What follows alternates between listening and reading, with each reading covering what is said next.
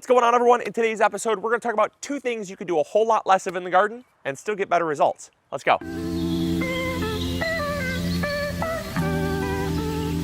So when it comes to gardening, a lot of people think that there are always things you have to be doing in the garden. Obviously, there's regular chores like weeding. I mean, we've got plenty of those. And when it comes to weeding, those are kind of everyday tasks. But sometimes I feel like gardeners, especially beginning gardeners, tend to micromanage their garden. I know I did, so I'm speaking from experience. But we want to always make sure that we're doing something in the garden. And sometimes you can do a little bit too much. And that's kind of one of the things I've really tried to strive to do less of in my garden is to micromanage. Obviously, we do come out here, weed periodically. We do make sure that our plants are healthy and their needs are being taken care of. But once their needs are met, it's really about taking your hands off and doing less. Because sometimes the more you do can equal a good thing becoming a bad thing. And that's the case for these two things I'm going to talk about. So one of the first things I see a lot of gardeners doing that they could do a whole lot less of and still get better results is fertilizing. When it comes to fertilizing your crops, a lot of times it's this mentality of more is better, right? Bigger is better, more is better, and you couldn't really be further from the truth.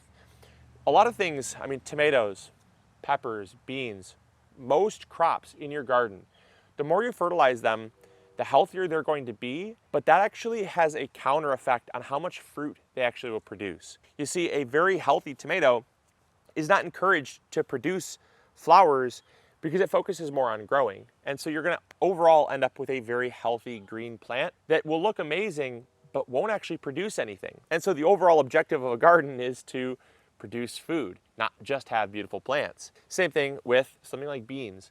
You'll have a nice, beautiful plant, but very few pods. The only exception to that rule of fertilizing more equaling a better plant would be something like a leafy green. Kale, Swiss chard, spinach, any leafy green like that, you're gonna be better off by fertilizing. Now, obviously you can still over fertilize because the plant can only take up so much as well. Once you hit that peak threshold of fertilizing, it's not going to just uptake more because there's more in the soil. And that can have negative consequences as well. You know, if it's organic fertilizer, you can't really over fertilize too much because it's not going to burn the plant, like in the case of synthetic fertilizers. It's not going to build up any salts in the soil or damage soil biology. It's just going to be a waste of money. But the consequences that are around your plants like this, the yield is going to be dramatically decreased by up to 50% in some cases. So you're going to have more fruit and still overall healthier plants because if they're green and they're growing, they're fine. They don't need to be the biggest, bushiest plants in the world because look at these. I mean, these plants are already loaded with flowers. We're in early season. We're not even in June yet. These suckers are absolutely loaded up and they're as healthy as they can be. And I've only fertilized one time in the very beginning when I planted. That's probably the only time that I'll end up fertilizing these. And the second thing that a lot of gardeners tend to do that they could do a whole lot less of and have better results is water. Now, I cannot tell you how often I hear people say that they water their garden every day or sometimes multiple times a day. Now, if you're watering your garden every single day or multiple times a day, chances are you don't have the right type of soil. Now, if you have the right type of soil, the thing is water should be retained in that soil for at least 2 or even 3 days. I find that in our garden and with our soil, we only have to water maybe once a week, if that. And that's because we implement a couple things. We put cores in our beds. If you don't know what core gardening is, go check it out. We've done a lot of videos on it. It's amazing. Basically, we take rotted straw, we dig a trench, we bury the straw in that trench, cover it up with soil, and we plant on top of it, and it's awesome. And that retains a lot of water in the soil, but we also grow with mostly pure compost.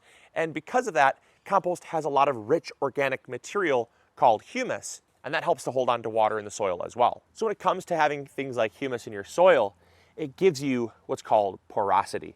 Porosity is basically the sponginess of the soil. And check it out, look how spongy this soil is. When you compress it, it just wants to bounce back. It never compresses, it doesn't compact. It has lots of this stuff in it right here. And this is like this punky, rotted wood. And there's loads of it. And that's from just compost breaking down over time. These are little bits and twigs and stuff that have been in there. But they're all gonna break down. They're all really punky. Look at that. That's just, that right there is what gardening dreams are made of. And over time, all that ends up equaling really healthy, loose, fluffy soil that holds on to water very well. You know, it did rain yesterday, but regardless, even if it hadn't rained, this soil would still be wet 2, 3, 4 inches down for probably the next week or so. And that's because this soil retains water very well. Now, the other thing with having great quality soil and not having to water as much is that you can actually practice what's called deep watering. And by deep watering, what you're doing is you're watering less frequently and you're watering more when you do end up watering, so it goes down deeper in the soil. You see, if you only water that top 1 inch of soil, roots are not encouraged to go deeply in the soil and ends up with very shallow roots.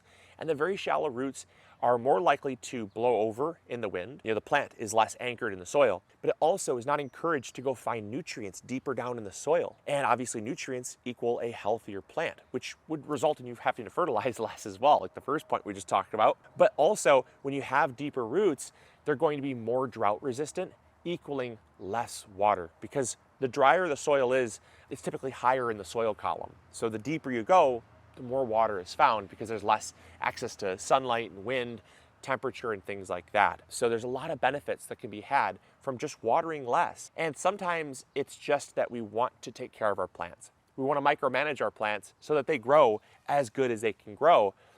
But sometimes it can actually be too much and it can have negative side effects.